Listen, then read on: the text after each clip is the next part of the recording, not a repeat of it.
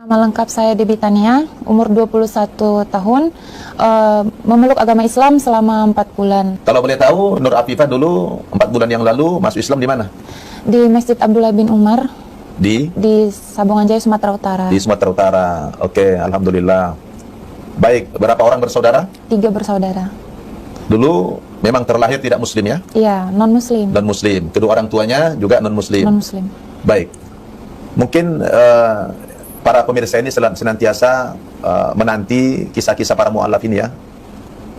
Barangkali boleh sharing pengalaman. Bagaimana ceritanya dulu Afifah bisa mendapatkan hidayah dari Allah Subhanahu wa taala? Bismillahirrahmanirrahim.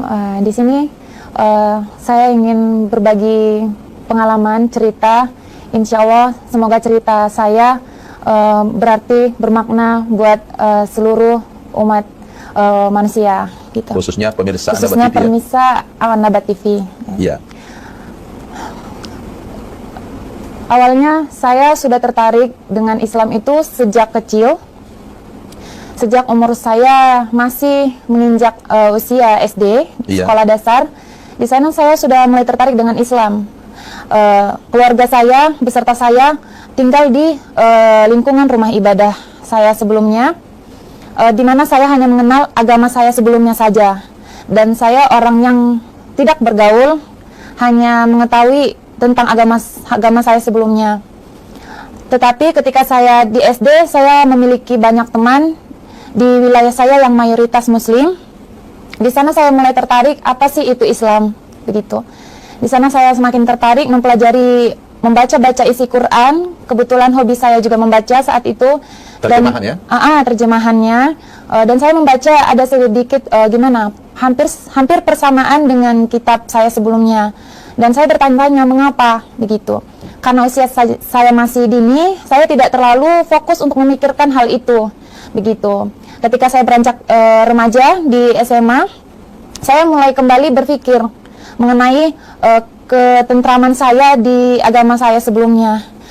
Saya berpikir, mengapa saya seperti ini, begitu. Apa yang saya cari, apa yang saya rasakan, apa yang kurang, gitu. Apapun selama hidup saya yang saya dapatkan itu selalu merasakan kekurangan, tidak ada ketenangan, begitu. Jadi saya semakin mencari tahu Islam itu dengan diam-diam dari keluarga saya. Di sana Dari keluarga? Itu iya, keluarga ada yang muslim? tidak ada. Kakak ada, dia mualaf tapi tidak mendalamin agamanya. Oke. Ya. Jadi saya tidak bisa bertanya sama kakak karena dia masih tidak tahu sama sekali begitu. Jadi saya harus memang mencari sendiri dan bertanya dengan teman-teman saya. Beranjak ke perguruan tinggi, saya semakin mendalami dan semakin meyakinkan diri untuk memeluk agama Islam. Di perguruan tinggi, saya potong sedikit. Di perguruan tinggi dulu kuliahnya apa? PGSD. Oh, jadi calon guru SD ya? Ya, Sudah sempat semester berapa? semester 4. 4 ya. Baik, lanjut. Dan sebelum saya memeluk agama Islam, saya benar-benar berpikir hampir setiap malam saya menangis di dalam kamar. Entah hal apa yang membuat saya menangis, saya yakin hal yang membuat saya menangis itu karena keinginan saya untuk memeluk agama Islam itu belum dapat saya capai, belum dapat saya wujudkan.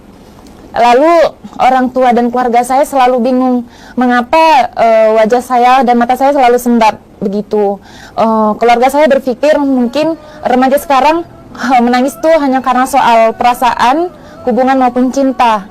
Dan saya menangis itu cinta kepada Allah karena belum bisa mewujudkan keinginan saya. Lalu saya menimbang dan memikirkan ke depannya keputusan saya ini, karena ini bukan hal yang mudah untuk diputuskan begitu. Saya memutuskan untuk memeluk agama Islam keesokan harinya. Malamnya saya berpikir, esok harinya saya memutuskan untuk memeluk agama Islam sehabis azhar.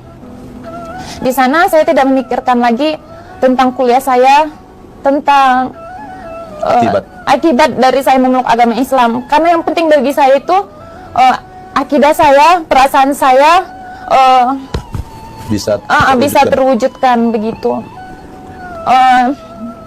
Saya masih menyembunyikan hal itu sekitar beberapa hari kepada keluarga saya, tapi pasti setiap hal yang disembunyikan itu akan ketahuan, dan akhirnya keluarga saya tahu orang tua saya sangat tidak setuju dan marah besar kepada saya, hingga orang tua saya ingin mempunyai rencana untuk melakukan saya kembali ke agama saya sebelumnya. Di sana saya benar-benar berpikir keras untuk menyelamatkan akidah yang saya sudah putuskan itu. Lalu orang tua saya sampai melaporkan ke aparat polisi untuk melakukan pencarian kepada saya, karena saya juga memutuskan untuk meninggalkan keluarga saya demi menyelamatkan akidah saya. Saat itu saya pergi dari rumah subuh, dan alhamdulillah teman saya juga ikut menolong saya.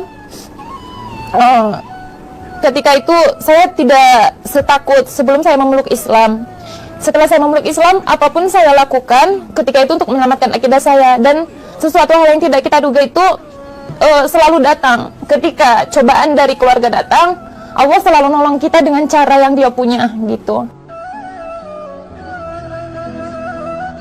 Jadi saya memutuskan tetap pergi, dan saya dapat saran dari teman, meminta nomor telepon Ustadz sendiri.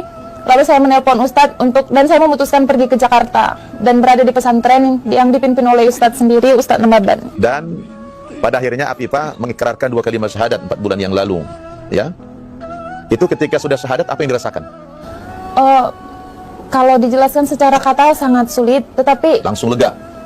Lega, sangat. Karena sewaktu sebelum mualaf, saya itu selalu mengikuti apa yang dikatakan orang tua, mulai dari soal ibadah di agama saya sebelumnya. Saya selalu ikutin, karena setiap di agama saya sebelumnya itu ada tingkatannya. Misalnya SD begini, di rumah ibadah. Makanya saya berpikir sejak dulu, benar-benar memikirkan secara matang untuk melangkah menjadi seorang mualaf, gitu. Dan sekarang sudah terlampiaskan, ya, hasrat itu. Dan akhirnya Allah Subhanahu wa taala telah memberikan hidayah kepada Afifah dan sudah mengikrarkan 2 kalimat syahadat 4 bulan yang lalu, dan alhamdulillah membuat jiwanya menjadi tenang, lega, gitu ya. Ya, Alhamdulillah. Terus ada pesan-pesan khusus mungkin kepada orang tua, kepada keluarga? Ya, ada, Ustaz. Silakan berikan pesan. Buat orang tua saya dimanapun berada, saya sendiri sungguh sangat menyayangi kalian, karena saya memeluk agama ini bukan karena untuk meninggalkan kalian, bukan. Karena saya sayang sama mama, bapak, dan kakak adik saya. Saya tidak ingin kalian kekal di neraka. Jadi saya ingin menyelamatkan kalian kelak.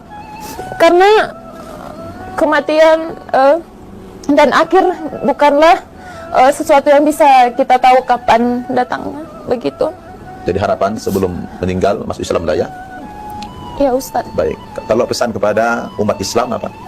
Pesan kepada seluruh umat Islam, khususnya penonton siaran Anda TV, bersyukurlah masih bisa beribadah, bersyukurlah menjadi Islam, bisa beribadah kepada Allah dengan mudah, tidak ada halangan.